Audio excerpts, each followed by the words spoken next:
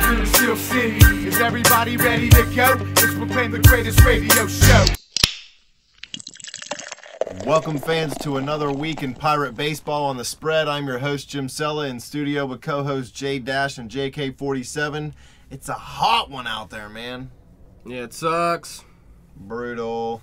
Well, You know what else sucks? The Pirates playing this week? Yes. Yeah, they're garbage. This week. Yes, I wouldn't go as far as say they're garbage, but they're not hitting the ball right now. This week they're garbage, dude. You get swept, you're garbage. Last Friday they started a 3-game series at St. Louis and got swept 3-0. And it wasn't all walk-offs? Wasn't it all walk-offs, all extra innings. Ridiculous. Friday was an 8-15 start. They lost 2-1 in 10 innings. They moved to 12-11 on the season. It was A.J. Burnett versus Lance Lynn. Real quick, and I know you hate when I do this, but it's very, very weird. What, talk? I know. No, they lost 2-1 to St. Louis, and then they lost again the next night 2-1. And then 3-2. Well, dude, the Penguins kept losing 2-1 to the Rangers in overtime, so that's what they got sick from the Penguins. It's all over. Talking hockey. Love it. Burnett went 6 innings, allowed 2 hits, no earned runs, 3 walks, and 7 Ks to lower his ERA to 1.45, which at the time was leading the National League. Oh, who called AJ's great season? Me. This guy. This is a tough no decision for AJ in this one. I mean, no earned runs in 6 innings. I mean, this guy's been great this year. No run support, no nothing. Yeah, he allowed 1 run or less in 4 straight starts for the first time in his 17-year career. So, beast mode. Well, there's no doubt he wants to compete this year. You know, I don't look for him to continue this whole season. Obviously not. It's impossible. Not that he learned how to pitch right now, but he's not trying to strike people out. It's like he kind of put his ego aside a little bit and is just letting his pitching take over. He passed Sandy Koufax in this game to move in 42nd place in career strikeouts. He had 2,397 at this point. Does Nolan Ryan lead? Am I correct in guessing that? Yeah. How many does he have? A ton. Not exactly, but like around 5,700. Good Lord. Randy Johnson's number 2, if I'm not mistaken. He was a beast. Definitely. Well, what about the Buccos? Lance Lynn pitched well in this game, too. He went 7 innings for the Cardinals, 4 hits, 1 earned run allowed, 1 walk with 10 Ks. And his ERA is sitting at a nice 3.07 right now. Tough to win when you're striking out 10 times in a game. Yeah, well, really, this series, it wasn't about the hitting as much as it was they needed to hit when they had runners on base. We were talking about in the Arizona series, they were coming up with 2-out clutch hits. In this series, they were leaving everybody on base. Oh, the bullpen today. I mean, a lot of people pitched in this series. Definitely. It was nonetheless different this game. You know, Caminero came in, pitched 1/3 of an inning, allowed a hit and an earned run, and walked a batter. Hughes actually gave up the RBI single to Mark Reynolds, who ended up pinch hitting that inning, but the run ended up being charged to Caminero. I mean, his ERA fell to 4.09. Yeah, I don't like some of these bullpen pieces right now, especially Bastardo. Well, I mean, I was skeptical of him coming in to begin with. I mean, I realized we got rid of Justin Wilson, but I really didn't like him too much whenever he pitched in Philly. I mean, other than he has the strikeout rate. He's just inconsistent as all hell. Is he related to Jon Snow because he's a Bastardo? Yeah, Dad, wrong. Yeah. But he only pitched 1/3 of an inning. He had a K. His ERA is sitting at 4.15 right now. Then Hughes came in, like you said. He allowed up that hit scoring Mark Reynolds, which was charged to Caminero. But I'm liking Hughes. That's one piece in his bullpen I do like. His ERA is sitting at 2.45 right now. Why no Mark Melancon? I know it wasn't a save opportunity, but in a close game. Well, no, when you're losing, you don't bring in your closer most nights. Unless he needs work. Watson did pitch, though. He went 1 1/3 innings, allowed a hit and a K. His ERA is sitting at a nice 2.51 right now. Finally back down after that tough start in Cincinnati. Now, Rob Scahill came in, pitched an inning and 2/3, gave up 3 hits to actually what ended up being a game-winning run in the 10th inning. He walked a batter and struck out 1. His ERA fell to 1.08. He actually had a 1-2-3 ninth inning and got the first 2 batters in the 10th inning before he fell apart. In this game, Polanco led off and Harrison hit second, though. Harrison's been struggling, so they moved him down spot in the lineup. We'll talk about later. They actually even moved him down further in the lineup. What about Marte as a possibility? I know he struggled a little bit last year as a leadoff man, but is it something they would try again? Well, he has the most power on the team right now. They're batting him 4th currently because Jesus. he has all the power right now, man. He could be Brady Anderson from the 90s. Brady Anderson had one good year, pretty much. Yeah, in the 90s when he did steroids. Yeah. I think Marte's better than Brady Anderson. You better believe it. The Pirates really didn't have anything going early in this game. Polanco had a single in the 4th. That was the first hit of the game for the Bucks, but then Harrison quickly grounded into a double play to end the inning. And Lance Lynn actually went 15 up and 15 down through 5 innings. Brutal. But in the 6th inning, the Pirates did start to get a little bit going. And Cervelli started the inning with a single. Mercer doubled, moving Cervelli to 3rd. So there's guys on 2nd and 3rd, no outs. Burnett singles home Cervelli, so Burnett's doing everything in this game. AJ's doing work. So Burnett gets the RBI. Mercer's on 3rd. They walk Polanco to load the bases. Nobody's out, and then Harrison pops out, Kutch K's, and Walker K's. And that's 3 of your best hitters right there, and that's your chance to win the game right there. Close game, 2-1. That's where you win the game, and they couldn't get it done. They need more patience at the plate. Take pitches. Work these at bats. Harrison hasn't done that much in his career. He did do it very well last year, so you were hoping maybe he's going to carry that into this year and do it again. And none of them, not him, not Kutch, not Walker, they're all struggling. It's like they're so frustrated, it feels like, and they're just kind of going out and hacking away almost. They're better hitters than this. Walker's been okay this year. Yeah. I mean, he hasn't. The power really hasn't been there. But I mean, other than that, he's getting on base. He's driving in some runs. Yeah, he's actually been one of their best hitters, but they just aren't hitting at opportune times. Yeah, and the fact of the matter is, it's like Sella just said about being patient at the plate. You know, we've been great at hitting the fastball this year. The problem is everybody's throwing all the slow breaking stuff. And Well, the Pirates were the best team in baseball hitting the fastball last season, so teams are saying, why the hell are we going to throw them the fastball then? Let's try to get ahead of them early with off-speed stuff, and it's working right now. They got to adjust. Well, you got to look at it this way, too. Like, I mean, I was reading a stat yesterday about them drawing walks. You know, and apparently there was only 7 times last year in 162 games. Yeah, I have that actually written down later here. Go ahead. So, yeah. The fact of the matter is, I think they've already done it, 10 times already this year? Through 28 games. So, I mean, and only 58 walks. I mean, yeah, I mean, sometimes, you're drawing some walks. I mean, but if you're going 10 games and you're not drawing any walks, you're striking out a ton. I mean, that's going to be an alarming Yeah, they got to thing. fix it. Definitely.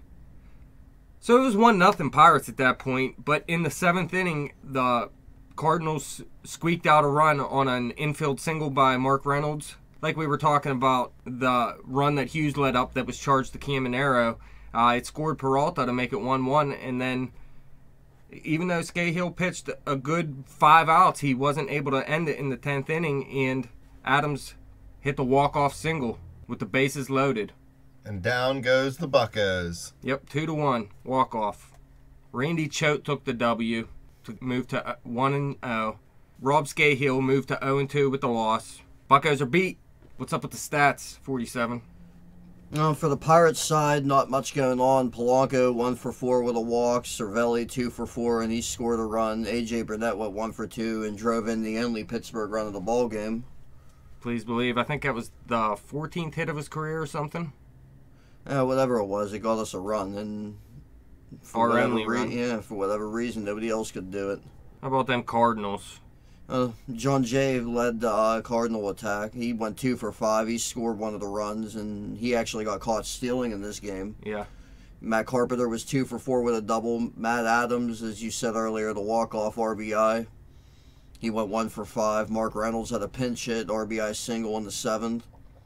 And Jason Hayward was 0 for 2, drew a couple of walks, and he stole 2 bases in this game. Yeah, his 2nd and 3rd of the season. So, I mean, all in all, not a lot of offense going on. A nicely pitched game by both sides. Yeah, after this game, I wasn't too upset. Close game with 2 of the best teams in the NL Central. And that's what I expect. The Cardinals came out ahead in this one. And it was like that the whole series, unfortunately. Close games, but the Cardinals just came out ahead. On Saturday, the Pirates lost 2-1 in 11 innings to move to 500, 12-12 on the season. This was Francisco Liriano versus John Lackey. Liriano is excellent in this game. Been excellent all season, just like A.J. Burnett. Yeah, he didn't allow a hit till the 6th inning. Lackey's not lacking in himself, right? Right? Huh? I'm not a big Lackey fan. He's still a decent pitcher. Oh, he's pitching okay this season. 3.69 ERA. We'll get to him in a second, though. Liriano, 8 innings pitched, 3 hits, 1 earned run, 3 walks, 4 Ks. His ERA sitting at 1.95. No RBI single, though, so he's not as good as Burnett. Yeah, Right. I think he'll take 8 innings, a 3-hit ball, though. I don't know. Lackey, like you were saying, he pitched pretty well. 6 innings, 6 hits, 1 earned run, 3 walks, 4 Ks. Liriano pitched better, just the Pirates' bats didn't get it going again. And they've had trouble hitting relievers, too. There were 6 relievers pitched in this game from the Cardinals, and they combined for 5 shutout innings. Maybe we should send them the Tommy Mansky hitting video, and that would help him out a little bit. It's endorsed by Fred McGriff. Please believe the crime dog. The Pirates' bullpen, Watson and Hughes pitched all right.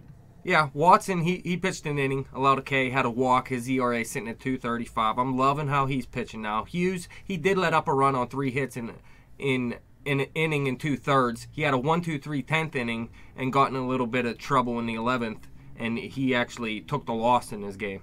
Yeah, it's tough when your starter goes this good and your bullpen pitches that good, and then you lose that game by 1 run. It's really a kick in the junk, man. It's rough. Well, just look, Pittsburgh left 18 runners on base, a season high.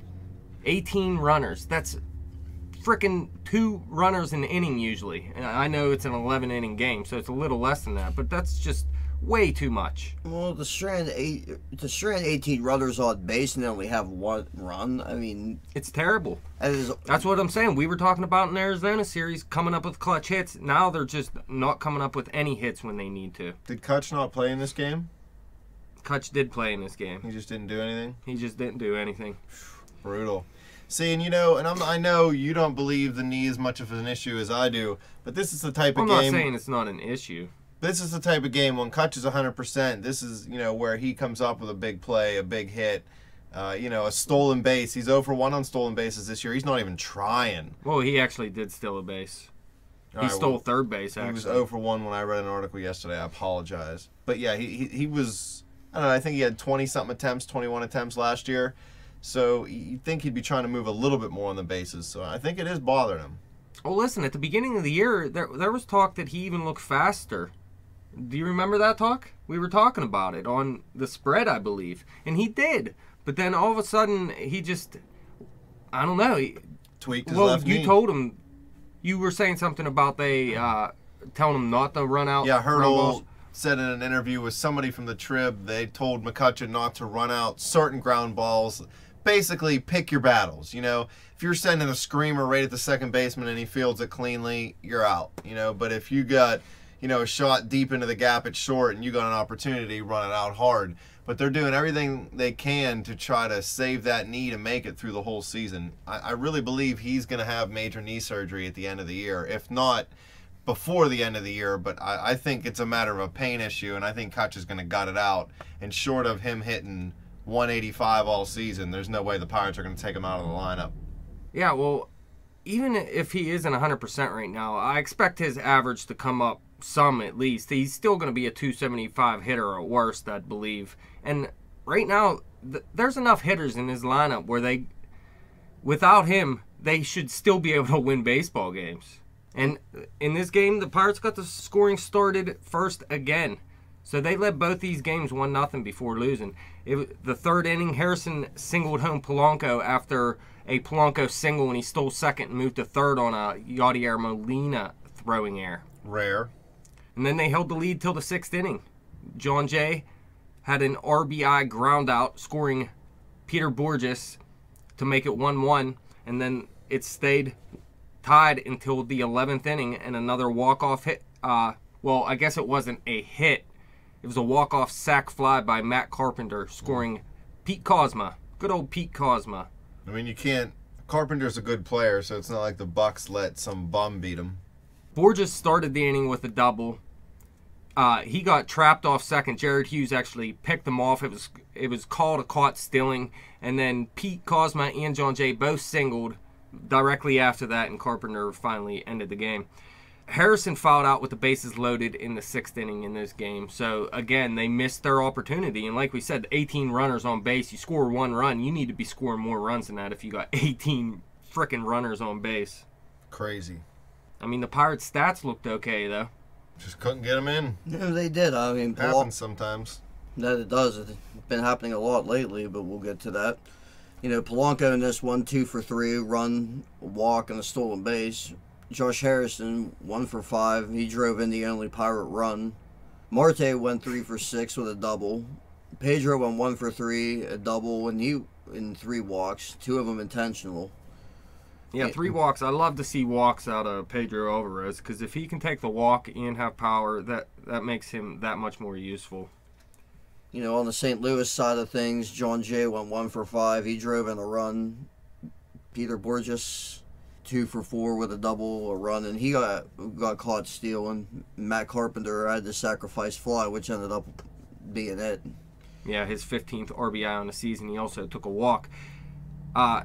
We were talking last week, the Pirates had, one of the teams with the most stolen bases against them. They actually are one of the best in caught stealing, too. Teams are just running on them like crazy. Getting caught in stealing bases. All day. I don't think Cervelli's got it. Or Stewart. Oh, Well, we know Stewart doesn't have it. Stewart's been a very good piece to this team this season. He had a few Surprisingly clutch good. hits I've seen. well, here's the thing, too, though. I mean, A.J. Burnett's notoriously bad for keeping runners on first base. Oh, yeah. We talked about that last week, too. So, That's one out of every 5 days people can just steal against you. And like we were saying, there's other reasons. They were playing fast teams like the Cubs and the Reds. I don't know. Let's move on to Sunday's game. It was a 2-15 start. Like we said, the Pirates got swept. They lost this one 3-2 in 14 innings this time. Moved to 12-13 on the season. The Cardinals moved to 18-6. Yeah, the Pirates aren't as bad this year as they were last season in terms of record, but the Cardinals are freaking killing it this they're season. on fire.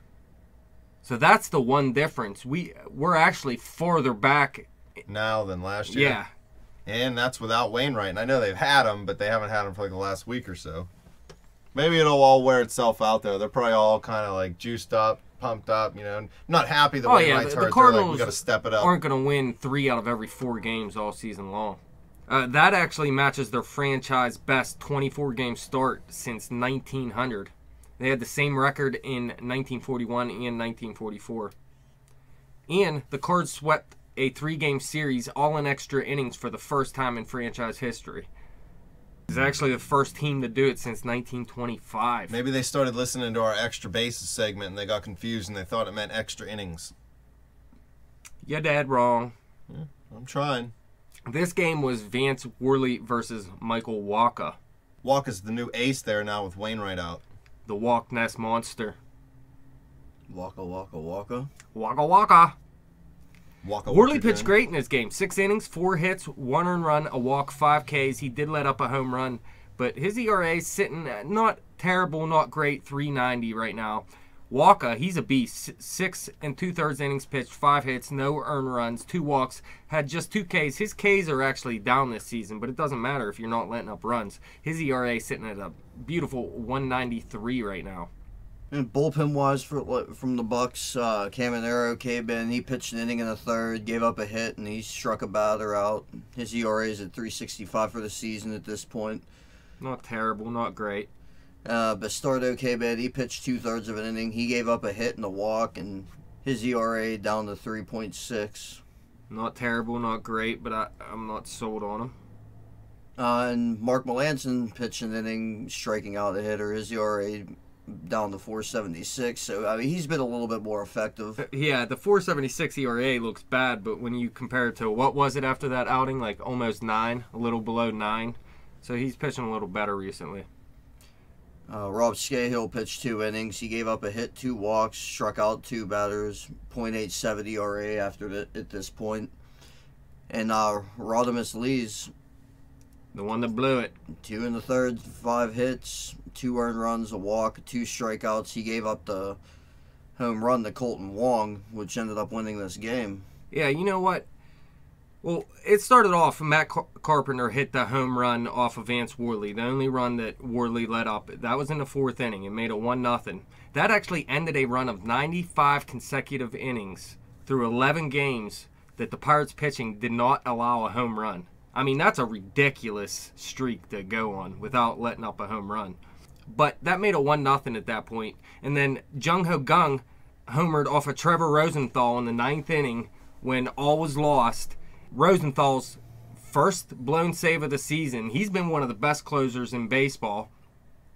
So you got 1-1, and then Pedro homers in the 12th inning, makes it 2-1 with, you'll love this name, Jim, Sam Tuivalala. I'd call him Sam Tui Viagra. That'd be a lot easier.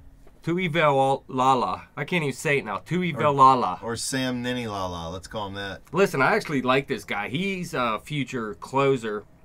He's actually my top relief prospect in baseball. But Pedro hit the homer off of him to make it 2-1. And when that happened, look, you thought they were going to win. No, you see all these relief pitchers they pitched. Where's Tony Watson? You bring in Tony Watson right there, and you end the game. Now, they said, Hurdle said he was unavailable for the night because he pitched the 2 games before. Well, who cares?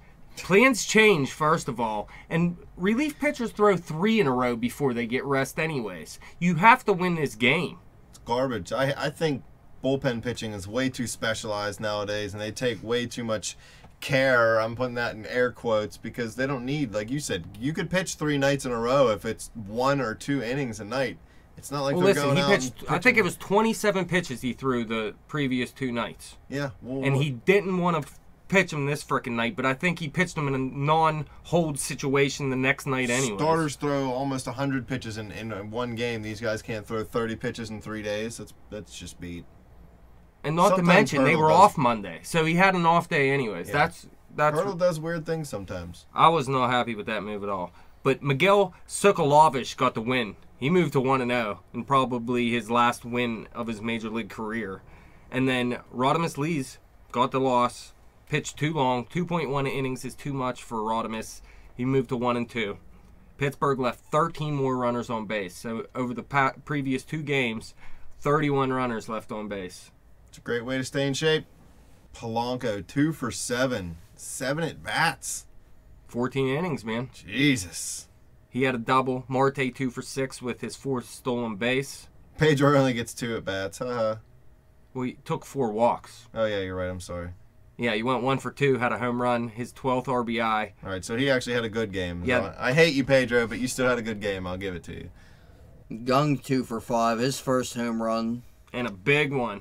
His 7th RBI of the year. I mean, he's coming up with clutch hits left and right, man. He's not like the next guy. I mean, yeah, I got to admit, I'm impressed. I mean, it'd be nice to see him get in the lineup more often. I actually heard there is a first baseman out there that played on Kang's team. I don't know if it was on his team, but in the same league at least. And he actually won the MVP the 2 previous years before Kang won it last year. And the Pirates are already connected to this guy. So if Kang turns out to be what he looks like he could be, I'd love to see him bring in a first baseman.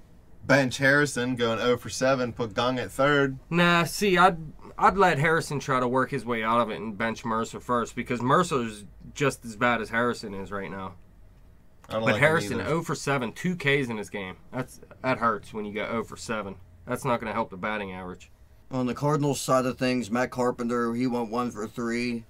He hit his 4th home run of the year, drove in his 16th run. Peter Borges, 1 for 2 RBI, his 2nd RBI of the year. Matt Adams went 2 for 6. And Colton Wong, Didn't even start the game. 3 for 4, his 2nd home run of the year and his 8th RBI. Yeah, he's coming up big. He's having that breakout year like you were talking about, 47. Yeah, definitely. He's going to be good.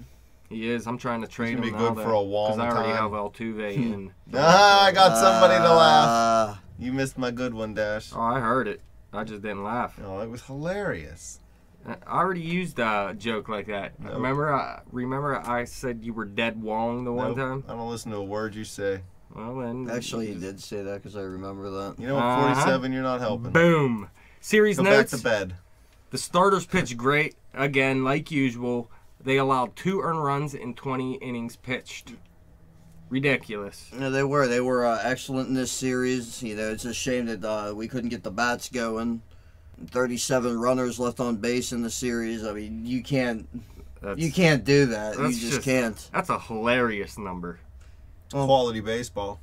We were saying that the Pirates aren't taking walks, but Pedro Alvarez taking walks, 7 of them over the final 2 games. That's huge. I love to see that out of Pedro. It's definitely something you want to see out of Pedro Alvarez. I mean, he's notorious for being a big strikeout guy, so, I mean... Yeah, you see the walks come. You also see in this series he hits the home run, too, because the better eye he has, the better chance he has of connecting on one. You're not going to throw the ball down the middle to a guy that's not going to swing at a breaking ball in the dirt. Please believe. This series lasted 35 innings, and there was a lot of relief pitching used. So you don't know which way it's going to go at this point. Is the relief going to fall apart after this long series, or are they going to come back and step it up? And then, like we said, Gung needs to be in the lineup more. He needs to be in for Mercer some days at least, and Harrison some days. Maybe give Walker a day off. You can play him at all 3 positions. They were off Monday, and then moved into a series against Cincinnati on Tuesday. Lost this series too, right? 2-1. This series was in Pittsburgh, and they lost it 2-1. Like you said, Tuesday was a 7:05 start, and they got spanked. They lost 7-1. Moved to 12-14 on the season. This was Jeff Locke versus a young Michael Lorenzen. It's tough because in baseball, you're obviously never going to go undefeated or even close to it. You got to win series. That's how you end up with a good record at the end of the year and make it. And obviously, it's really, really early in the year still, but you don't like losing series back-to-back to division opponents. That's why I don't like the whole baseball set it up so you start the season with a ton of division games. I like teams to get their crap situated a little bit, figure out what they want to do, their best lineups, their best bullpen, and then go at it with the division foes. You know what I mean? Believe it. Football puts a lot more division games near the end of the year. So well, they do that too. There's so many games. I mean, you can put them everywhere, but I just don't like it at the very beginning, just throwing 30 division games at every team. But Jeff Locke, he went 7 innings. He allowed 4 runs, 2 walks, 5 Ks. He did let up 2 home runs. His ERA is not very good looking right now at 4.85, but those 4 runs came early, and he actually did settle down and pitch a pretty decent game afterwards. You look, 7 innings pitched. That's still a pretty long outing. Pittsburgh actually came into this 10-1 in their last 11 games, started by Locke at PNC Park. Oh, 4 earned runs isn't something you want to see every night, but from somebody who's your 4th or 5th starter, depending on how the rotation's fitting in, it's not something that's terrible. And the Pirates' offense is supposed to be the strongest part of their team, so if your starting pitcher lets up 4 earned runs every once in a while, you should still be able to come out and win some of those games. Right. Lorenzen, he pitched very well. 6 innings, 3 hits, an earned run, 3 walks, 4 Ks. He did let up a home run. His ERA sitting at a nice 3.27.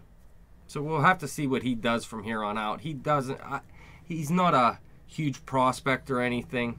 I don't think he's that good of a pitcher moving forward. I believe his ERA is going to drop somewhere closer to 4 at least throughout the season. You remember they lost Homer Bailey for the season. Christian Bale's out, that's right. So Lorenzen's the guys that are going to try to step in first here and see if he can stick in this rotation. How about the bullpen, 47? Yeah, Hughes ended up pitching a scoreless 8th inning. He allowed 2 hits and he struck out a batter. He lowered his ERA to 2.63. Antonio Bastardo, he came in and he got touched up a little bit. He allowed 3 runs on 3 hits. Here's that nice ERA we're talking about. Yep. He also walked a hitter. He didn't strike out any in the 9th inning. His ERA fell to 7.50 for the season. So, Bastardo, as you were saying earlier, being inconsistent this season. Why is he pitching late in games? Well, listen, it was 4-1 at that point. If the Pirates had chances again in this game to scratch together some runs and make it a ball game, and when they didn't do it, he comes in instead of a Watson or Melanson, and that's where the game changed. It was really a 4-1 score, but you put out the guy that's struggling most, see if he can do anything, and he didn't. He had a bad game. It's no big deal. It was already over at that point pretty much. Gung started at 3rd base today. Harrison got the day off. Cervelli hit 2nd. Gung hit 7. So a little bit of switching around in the Pirate lineup. The Reds got on the board first. Frazier led off the second inning with the home run. The home run that, one of the 2 home runs that Locke led up. It extended a streak in which his last 5 hits were all home runs. The last 5 Locke gave up were all home runs? No, last 5 hits Todd Frazier had. Oh, okay. But that made it 1-0, and then they scored again in the second inning when Brian Pena actually grounded into a double play with the bases loaded. So you could see Locke was in some trouble early in his game. Marte ended up cutting the lead in half in the bottom of the second with a liner over the fence in right field for his 7th home run of the season. That made it 2-1 Reds. It didn't last long, though. Not at all. 2 batters into the very next inning. Bird homered off Locke over the left center field notch with Hamilton on base to make it 4-1 Cincinnati. And that was pretty much it to seal this game. I mean, the Pirates' offense pretty much non-existent. Yeah, like we said, though, Locke, that was through 3 innings, he let up 4 runs, so he wasn't looking good early, but he actually locked them down for the final 4 innings to pitch a pretty decent game. But the Pirates' offense couldn't get anything going, and then in the 9th inning, Bastardo just got blew up to make it look bad. 7-1 final. Lorenzen got his, I believe it was his first major league win to move to 1-1, and then Locke moved to 2-2 with the loss. Pirates hitters 3 for 29 in this game, although they did take 7 walks. 9 players left on base. 9 more. Do Ridiculous. they know they're supposed to hit it when there's somebody on base? I don't know if they know there's 4 bases. So what? That's 46 runners now in the last 4 games. Terrible, isn't it, man? It's ridiculous. It's horrible. You're not going to win leaving 46 runners on base every 4 games. It's just not happening. It's hilarious. Pedro 1 for 3 with a walk. Marte 1 for 2 with the home run, like we were saying. He had his 18th RBI. Also took 2 walks, so it's nice to see him have some good plate discipline. The Reds hitters, the 1 through 5 hitters, Hamilton, Bird, Votto, Frazier, and Phillips, all had 2 hits each. Yeah, that's highlighted by Bird's 4th home run of the year. He had 4 RBIs today. Yeah, killed it. Giving him 13 for the year. Todd Frazier, as you said, he's been on a little bit of a roll with the long ball. Hit his 9th home run of the season, his 18th RBI. Billy Hamilton, 2 for 5, his 4th RBI, and he scored 2 runs. Yep, so the Pirates move into the second game of the series. Try to win a series here, and it couldn't happen. They lost this game 3-0, no offense again. This was a 7:05 start. They moved to 12-15 on the season at this point, and that was their 7th loss in 8 games. At least they're not too far behind 500 after losing 7 and 8. Yeah. 3 games back, it's lucky They they were had on that a roll. game cushion. They're lucky. They got on a roll before they started losing all these games. Because we keep saying it's early, but 27 games in, so that's like an eighth of the way through the season, Yeah. a little over an eighth of the way. So if they keep doing this, into a fourth of the way or into then it's going to become a problem. But Garrett Cole's supposed to be the stopper, and it didn't happen in this game. And I don't blame it all on him. He only did let up 3 runs. Well, we'll talk about it in a minute. This was versus Mike Lee. Cole only went 5 innings, allowed 8 hits, 3 earned runs, 2 walks, 4 Ks, and a home run. His ERA is still a nice 2.27. He was actually named Pitcher of the Month. The first Pirate since Randy Tomlin. And you want to say he's the stopper, he's the ace and everything that we want him to be, but it's not like the pitching was bad. So we needed a jump starter at the plate, not necessarily a dominant pitcher. So, you point out he only gives up 3 earned runs. That's really, again, not something the Pirates should, not be able to overcome. They should be able to get 4 or 5 runs a game. Not to mention, in the 1 inning, there were guys on second and third, and the number 8 batter was up. And Hurdle decided he wanted the intentional walk him to face Mike Leake. And Leake hit the ground rule double. I never like putting guys on base. I know you want to get to the pitcher if you can, but it never works out. Anytime you put a guy on base, the next guy screws you over. It's like pulling the goalie in hockey, man. The 1 out of 3,000 times it works, people are like, oh, you're a genius, but that's it. It never works. And not to mention, Mike Leake's probably the best hitting pitcher in baseball. Well, there you go, Hurdle. But Mike Leake pitched a great game, too, and he's always good against the Pirates. In fact, this was his 6th straight victory versus the Bucks, and he has not lost in 15 straight starts against them. So he's always on top of his game against the Bucks. He went 8 innings in this one, 6 hits, no earned runs, no walks with 2 Ks. His ERA is sitting at a real nice 2.47 right now, so he's having a good season. Scahill had 2 scoreless innings pitched. He allowed a hit with a strikeout. His ERA down to .73. Caminero pitched a scoreless 8th inning. He allowed 1 hit with 1 strikeout. His ERA is at 3.38. Tony Watson pitched a perfect 9th with 1 strikeout. His ERA down to 2.20. So you don't pitch Watson when you need him to win a game, and then you have a day off, and then you just pitch him for no reason the next day. Hurdle's making some bad calls right now. I still like Hurdle, but he's on drugs from the hip surgery. He's losing it. No, a little bit of a lineup shake-up for the Bucks today. Walker hit 2nd, Marte hit 4th, Alvarez hit 5th, Gung hit 6th, and Harrison hit 7th. Mercer actually ended up sitting this one out. See, this is the lineup I want to see. Now, Walker at 2nd, I can take it or leave it. I don't care how you put it, but I want to see Mercer sitting for now while he's not hitting, and Gung is hitting. This is the lineup I want to see. Scoring in this one went like this in the 4th inning. Brandon Phillips reached on an infield single to 3rd. Scoring Todd Frazier. That made it 1-0 Cincinnati. Same inning, as you were saying earlier, Mike Leake hit that ground rule double after Barnhart was intentionally walked to get to him. Phillips ended up scoring. Barnhart went to 3rd. That's 2-0 Cincinnati right there. And then the 5th inning, Marlon Byrd homering to center field. Yep, Marlon Byrd killing his ex-team. Yeah, that made it 3-0 Cincinnati. And that's pretty much all they would need.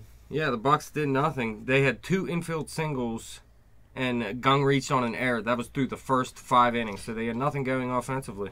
Didn't Garrett Cole have one of those infield singles? Yes, he did. Cole had one, and Gung had one. And then Alvarez Cade with guys on 2nd and 3rd in the bottom of the 6th, so another missed opportunity there. In the 7th with 2 outs and men on 1st and 2nd, Polanco bunted. Do you remember this play? Did you get to see it? And he was called out for being in the baseline when the throw hit him. But J-Hay can jump out of the baseline, and that's cool. Get out of here with that. You want to quicken this segment? Shut up! My point is umpires are inconsistent. No, the baseline widens. It's not just one line. But I don't think this should have been called out either. Did you get to see it? He was like running straight on the line pretty much. And you're supposed to be to the right of it, I guess, not to the left of it. He wasn't on the grass, but apparently you can't even touch the line at all. But that was big. After that, they had really didn't put themselves in any more chances to score a run. So Leake got the win. He moved to 2-1. Cole took his first loss of the season, still sitting at 4-1. Aroldis Chapman, 6th save of the season. Beast. He actually looked a little shaky in this series, though. He had an inning pitched in a non-save situation, and he walked 3 guys. Scary when somebody's throwing 100 miles an hour and they're a little shaky. Again, Pirates left 8 more players on base in this game. Gung, 2 for 4 with a double. Marte had his 5th stolen base of the season. That was pretty much all the offense for the Pirates. That's 54 runners in 5 games.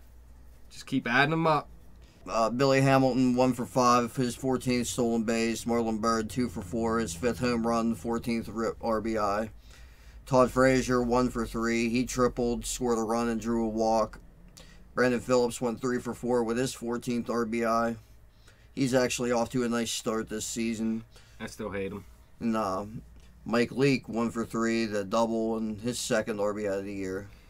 Hamilton actually has 7 stolen bases against the Pirates, so half of his stolen bases have come against them. He'll get 50 this year just against the Bucks, just like I said. He better start picking that pace up. Joey Votto was ejected in this game. This is the game he was ejected in. He actually got suspended today for 1 game, so he's going to miss today's game. He made contact with the umpire, some Chris Conroy or something. Screw that dude. But he wasn't even talking to the catcher at the time. He was actually walking towards first, and he looked back towards Cole when he shouted at him, "You pitch, I'll hit." And then he turned around and said, "MFer." And the ump just tossed him. Nice. Because the ump thought that he was calling him an MFer. Right. But the ump just overstepping his bounds. Can't let 2 players argue with each other. There's no MFing on the field. But Votto flipped after that, and he like ran up to the ump. He hit him pretty hard, like ran straight chest to chest into him. You know what I mean? Man bump. Yeah, give him a man bump. Don't ever man bump me. Punch you in the face. Andrew Lambeau was placed on a 15-day DL with some left foot injury. They actually called up Steve Lombardozzi. Lombardozzi is a guy I like. He's a utility infielder, and he was actually in the top 5 in batting average in AAA before being called up. He's a guy I like. He's not going to kill it for you, but he can play a lot of positions, and he has a pretty decent stick. So they lost the first 2 games of this series. Like we said, though, they didn't get swept. They were able to put the bats together finally against a pitcher who was leading the league in ERA at one point, Anthony DeSclafani. A.J. Burnett pitched this game. Finally got a win for Burnett. Yeah, they finally put up some offense for him. They won this game 7-2, moved to 13-15, which isn't a terrible record right now. It's something you can deal with if you could start winning some baseball games. Now, if you were like 8-20, then you might be a little more worried. A little bit. Burnett, 7 innings pitched, 7 hits, 2 earned runs, 2 walks, 4 Ks, and a jack. His ERA actually went up because of it, sitting at 1.66. His 4 strikeouts in the game gave him 2,401 for his career, tying him with Hall of Famer Dennis Eckersley for 40th all time. So he's a top 40 in strikeouts all time. We're saying this guy might not be a Hall of Famer. I don't know, man. You're getting up there in the strikeouts now, aren't you? Moving on up. If he would somehow get to 3,000, okay, then I actually... that ain't happening. Oh, it's definitely not going to happen, but I mean, that seems to be... 5 more years. Can you name the 2 pitchers with 3,000 strikeouts that are not in the Hall of Fame? Ryan Sandberg. He's not a pitcher. He's in the Hall of Fame anyway. Oh, that's tough. You have to give that one some thought. Do you want me to give you the answer since this... Give me a hint. Give me a hint. Quick, because we're going to die of heat exhaustion. One had to do with steroids, so he's probably not going to get in, I'd guess. Clemens? Yeah, Roger Clemens. That's a good call. And the other one, he won a World Series with Randy Johnson. Curt Schilling. Yep. Bloody sock. Okay. He'll be a Hall of Famer, though. Yeah, I think he will, too. DeSclafani, he's actually went downhill a little bit. He only went 5 innings, 7 hits, 3 earned runs, 4 walks, and a K. Not a terrible outing, but his ERA almost doubled, 2.50 right now. Yeah, you're not going to pitch your best game every day. I mean, and, you know, fortunately for us, I mean, it was a day where, you know, you'd see our bats liven up a little bit. The one thing that's scary, though, not only did his walks go up a little bit, 4 walks in 5 innings, he only had 1 K, and he was K-ing people earlier in the year. So we'll have to see how he does moving forward. What about the bullpen? You know, Jared Hughes pitched a third of an inning. He allowed a hit, and he struck out a batter. His ERA is at 2.57. Tony Watson threw 2/3 of an innings with a strikeout. His ERA is at 2.12. Mark Melanson threw a scoreless 9th, allowing 1 hit. His ERA down to 4.38. Yeah, so those 3 pitchers right there, I'm still liking. I know people were down on Melanson because his speed's down, but he's pitching well right now. Until he blows another save, not even 1 save. He could actually blow a save now, and I'd still give him another shot, but he can't blow 2 or 3 in a row. Cervelli took the day off today. Chris Stewart started behind the plate. He actually had a big hit. Again, the Pirates scored early at least, but this time they finally that wasn't their last run. They kept scoring throughout the game. Polanco doubled to right, and then Walker singled him home in the 1st inning to make it 1-0. That was the score until the 4th inning when Todd Frazier again homered again to make it 1-1. That's actually his 10th homer, and he leads the National League in home runs now. No, score would stay 1-1 until the next inning. Neil Walker singled to start the inning. Kutch doubled. Walker moving to third base. So Marte hitting a sacrifice fly after him, scoring Walker. It went to 2-1 Pittsburgh. You know, same inning, Pedro Alvarez doubled home Kutch to make it 3-1. So, I mean, it's 3-1 Pittsburgh at this point. I mean, and finally, runs. And then you see Marlon Byrd does it again. Buck killer.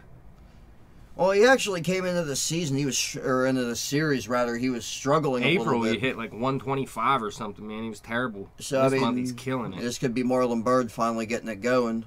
Yeah, he tripled the beginning inning, and then Votto grounded out, scoring him to make it 3-2. You know, and at this point, Cincinnati went to Kevin Gregg, and this is where the Bucks had themselves a big inning, really actually stole this game from the Reds. So after Walker's walk, he's Cutchin's singled, and so with the first two batters, you got two men on. You know, Marte singled home Walker. You know, that made it 4-2. Cutch moving to second base on the play. Harrison walked two batters later to load the bases, and then Chris Stewart getting a big hit, singling home Cutch and Marte with 2 outs to make it 6-2.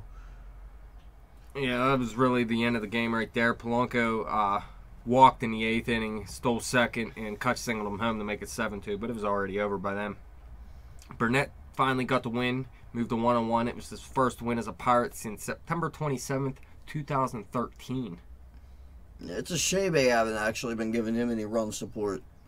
They did in this game. Hopefully they can keep it up moving forward now. DeSclafani moved to 2-3 on the season with the loss. And there's some Pirate hitting going on here. What's up? Polanco, 1 for 3 with a double. He scored 2 runs, stole his 9th base of the year, and he actually got caught for the first time this year. I'll take a 90% rate any day of the week. He also drew a pair of walks. Neil Walker went 2 for 3, drove in his 10th run of the season. He scored a couple runs, drew a couple walks, and he actually stole a base also. You know, and this is what I like seeing. Andrew McCutchen going 3 for 4 today. You know, so hopefully he'll start to come out of whatever it is he's been in. Yeah, you know what, though? He still has 14 RBIs, so it's not like he's done nothing this season. Yeah, I mean, that's just, I don't know. Personally, I think he should have left his hair intact, but... Out of balance. Could be. But it was his first 3-hit game since September 8th of last season. Been a while.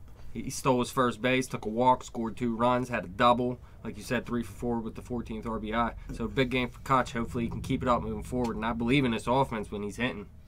Well, I mean, you just want to see at least a good stretch where these guys are actually going, you know. I think his average went up like 40 points in this game or something. So a couple more games and his average is going to be right back up where you normally see it. Maybe not well over 300 or anything, but you might see it back up around 275, 280 pretty soon if you can keep hitting like this.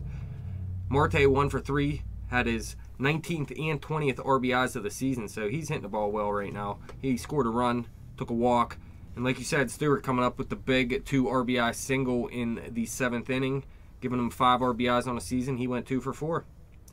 Marlon Byrd, 2 for 3. He had that triple, a run and a walk. Todd Frazier, like we said, he's leading the National League in home runs. He had one here, his 10th of the season, 2 for 3. Had his 19th RBI and scored a run. Give me a Charlie Morton update. Charlie Morton will start for AA Altoona on Friday as he continues his comeback from hip surgery. So what do you think? Do you want Charlie Morton in here still? Well, the fact of the matter is, like, who's going to go? Are you going to keep him as a swing man? Or, you know, are you going to spot start someone every now and then? Well, Worley and Locke are the only 2 options, obviously. And I'm not saying they're pitching bad enough where they should be taken out of this rotation yet. And I don't want a 6-man rotation. So I don't know what you want to do. If you want Morton in this rotation, somebody's got to come out. Well, I mean, if you seem to be pitching Lees in a lot of situations where he's getting 2 and 3 innings of work, so like, why not put Morton in that role temporarily? Pay him $10 million a year to do that. It's tough, man. Yeah, they're probably gonna put Worley in that position, I think, for the long relief. I mean, it's not like he's not gonna start, you know. I mean, but. What Charlie Morton are you going to get? Are you going to get the one that was improving, or are you going to get the one that was touched up and went like 2-16? Yeah, who knows? And I mean, I don't think I've ever seen. No matter what, I don't think he's going to do that much better than Locke or Worley. Series notes: Polanco, the new leadoff hitter. Marte hitting 4th. Do you like that? 47. I like whatever gets the job done. I mean, ideally, I'd like Polanco, Marte, and McCutchen to be batting with each other. 1, 2, 3. It'd be nice if Pedro can turn into a 4-hitter, but I don't even want him at the 4 spot. I like how he hits out of 5 or 6. The Bucks hitters, like you were saying before, they have 0 walks in 10 of their first 28 games. So there's something wrong there. That's just a ridiculous stat. 7 in all of the 162 games last year. Yeah, terrible. But their defense is looking much better recently. Did you see that one double play that Walker and Mercer turned? Walker, like, full out dove for it and flipped it to Mercer, and Mercer did, like, a 360 in the air. And then Kutch had a nice play, too. I saw Kutch's play. Yeah. You know what, though? I mean, the knock on Mercer this year is as bad. He's definitely not hitting well. But I'll tell you what, his defense has been good this year so far. Yeah, there was a little stretch where the defense didn't look too good. They were committing 2-3 errors a game. But really, I think the first game on Friday against the Cardinals, they had 2 errors. And I don't think they made an error since, to tell you the truth. Melanson, he's pitched 6 innings in 6 appearances, allowed 3 hits, no earned runs, and 1 walk, has 3 saves since his blown save. So like I said, yeah, his velocity isn't there anymore, but he's still pitching great right now. 6 innings, 6 appearances, only 3 hits. You can't ask for much more than that. And the bullpen as a whole, I mean, they're just pitching well. Outside of Bastardo in that first game after the long Cardinals series, they've all been pitching well. I'd just try to keep Bastardo out of close game situations. And Bird killing his old team. How about your frickin' hitter and pitcher of the week, 47? My frickin' hitter and pitcher of the week, JDash. Yeah, who is it? My hitter, I'm going to go with Sterling Marte. Hitter, Sterling Marte. Yeah, I like what he's doing. Already 20 RBIs on the season. Yeah, he hit his 7th home run over the past week. Well, overall, he had a solid week, you know, compared. I mean, Polanco wasn't bad this week. I mean, but Marte, I mean, was obviously better. I mean, Walker wasn't bad either. No, he wasn't. And my pitcher of the week, I'm going to go with AJ Burnett. Getting it done this year. Finally got him his first win. Yeah, past Sandy Koufax. So, I mean, all in all, I mean, he took care of business this week. It's a shame he wasn't 2-0 instead of 1-0. 1-1 actually. Or 1-1, yeah. He did take a loss. Yeah, they got to start scoring more runs for him more consistently. He's been pitching like a beast, a 1.66 ERA. I don't mind that pick at all. Well, actually, I mean, the Pirates pitching staff, actually, I think is 3rd in all of baseball with a 2.96 ERA. You know, so, I mean, these guys aren't that far from putting it together. You know, their defense was a little bit better this last series. Hopefully the hitting picks up. That happens, I mean, you're going to be playing great baseball. Tonight, May 8th, Friday, they start a series versus St. Louis in Pittsburgh. It'll be a 3-game series. The probable starters, the first game, it'll be Francisco Liriano versus Michael Wacha. So that's a great pitching matchup to start the series versus the Cardinals. And then Saturday, you have Worley versus Carlos Martinez. Martinez is sitting at 3-0 right now. He was pitching very well all season. He did get roughed up in his last outing, but he has heat, and he can be unhittable at times, so that could be a tough matchup for the Pirates as well. And then Sunday, May 10th, they play a 1:35 game. The probable starters are Jeff Locke versus Tyler Lyons. Lyons, he's 0-0 right now. Locke's sitting at 2-2. So out of the first series, I would say Liriano Wacha is definitely the best matchup to watch. And then Monday, they start a 4-game series at Philadelphia. 4-game series? 4-game series, and it's a pretty easy team, so they need to win a couple games, at least 3 games in a series, I'd think. But Monday, it'll be Cole, who's 4-1, versus Jerome Williams. Now, I definitely like Cole in this matchup. Tuesday, it'll be Burnett versus Sean O'Sullivan. How can you not like this matchup? Philly's a bad team if you're pitching Jerome Williams and Sean O'Sullivan on back-to-back days. But it gets a little bit harder after that. You got Liriano versus Cole Hamels on Wednesday. So that's another nice matchup. Liriano got a tough week ahead of him, facing Wacha and Cole Hamels. And then they'll round out the series on Thursday with Worley versus Aaron Harang, who's been a pretty good pitcher this season, before they start a series at Chicago on Friday. He usually pitches well against the Bucks anyway. All right, what do the standings look like real quick? Well, you got St. Louis sitting at the top of the division. They're 21-7, as you said earlier, tying their best start. Chicago, surprise, in second place. They're 14-13.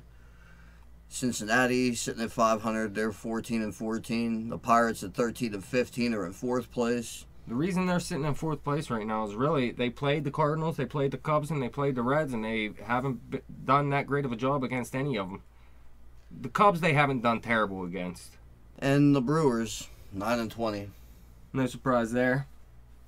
Ironically enough, they have a better record in their last 10 than the Buccos do. Yeah, the Buccos have been struggling. Like we said, they lost 7 of 8 at one point, but they finally pulled out a win yesterday. Well, during that 8-game stretch, they only scored 8 runs in 32 innings. Actually, we were outscored like 4-1 over that 8-game stretch. Terrible. So when you only score 8, that's only what, 1 run a game. That's terrible.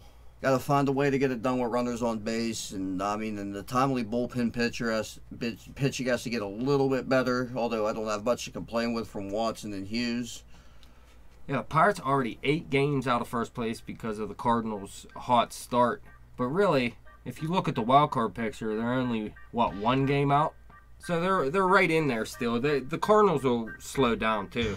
A team can't win that many games.